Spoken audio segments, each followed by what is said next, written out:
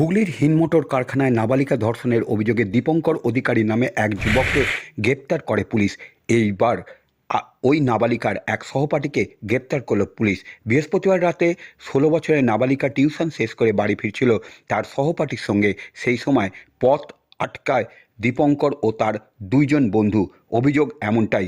শুধু তাই নয়, ওই নাবালিকা ও তার বন্ধু যখন রাস্তায় দাঁড়িয়ে কথা বলছিল সেই সময় তার ছবি ও ভিডিও তুলতে যায় দীপঙ্কর এবং তা সোশ্যাল মিডিয়ায় ছড়িয়ে দেবার হুমকিও দেওয়া হয়। অভিযোগ এমনটাই। নিজের সিভিক ভলেন্টিয়ারের পরিচয় দেয় দীপঙ্কর। বিভিন্নভাবে নাবালিকা ও তার বন্ধুকে থানায় নিয়ে যাওয়ার চেষ্টা করে বলে অভিযোগ। নাবালিকার বন্ধুকে সেখান থেকে সরিয়ে দেওয়া হয় এবং পরিত্যক্ত কারখানায় নিয়ে গিয়ে নাবালিকাকে ধর্ষণ করা হয় বলেই অভিযোগ। এরপর নাবালিকা ফোন করে বাড়িতে জানায় ঘটনা বিষয় জানতে পারে। তার মা ঘটনাস্থলে গিয়ে ওই নাবালিকাকে উদ্ধার করে বাড়ি নিয়ে যায়। রাতেই পরিবারের তরফ থেকে উত্তরপাড়া থানায় একটি অভিযোগ দায়ের করে। সেখানে দীপঙ্কর সহ আরও দুজনের নামে অভিযোগ দায়ের করে নাবালিকার পরিবার। সেই অভিযোগের ভিত্তিতেই দীপঙ্করকে গ্রেপ্তার করে পুলিশ। নাবালিকার সহপাঠীকে শুক্রবার গভীর রাতে জিজ্ঞাসাবাদের জন্য আটক করে। পুলিশ সূত্রের খবর, ধৃত দীপঙ্কর উত্তরপাড়া কাঁঠালবাগান এলাকার বাসিন্দা। সেখানে একটি ভাড়া বাড়িতে থাকত তিনি। ঘটনার পরেই দীপঙ্করের বিরুদ্ধে ক্ষোভ উগরে পড়ে স্থানীয়দের।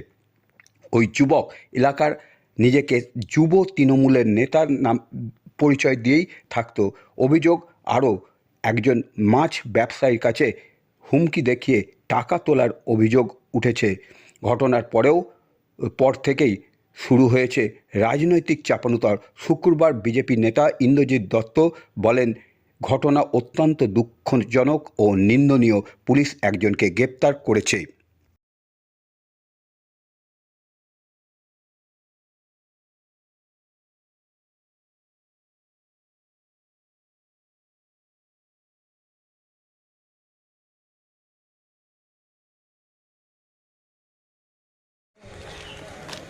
এটাই তো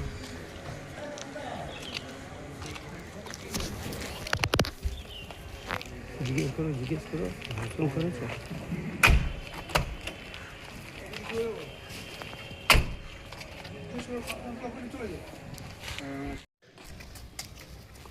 করলেন কেন এই ঘটনা? আমি নির্দোষ, আমাকে ফাঁসানো হচ্ছে।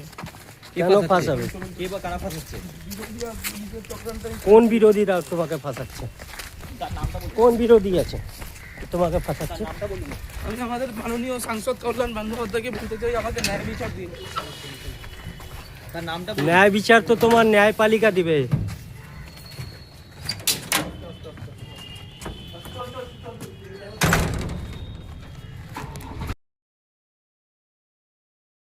গোটা ইনসিডেন্টটা মানে কি অভিযোগ? আমরা কালকে গভীর রাতে আমরা একটা কমপ্লেন পেয়েছি।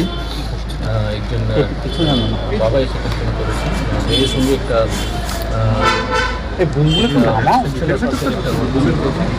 আমরা যে কমপ্লেন ভিত্তিতে যা যা সেকশনে কেস করার ব্যাপার আছে আমরা সেই সেকশনে আমরা কেস করেছি। এর মধ্যে মেয়ের বয়স কিন্তু 16.5 বছর এবং ছেলে যে যার বিরুদ্ধে একজনের বয়স হচ্ছে 17 বয়ফ্রেন্ড আছে।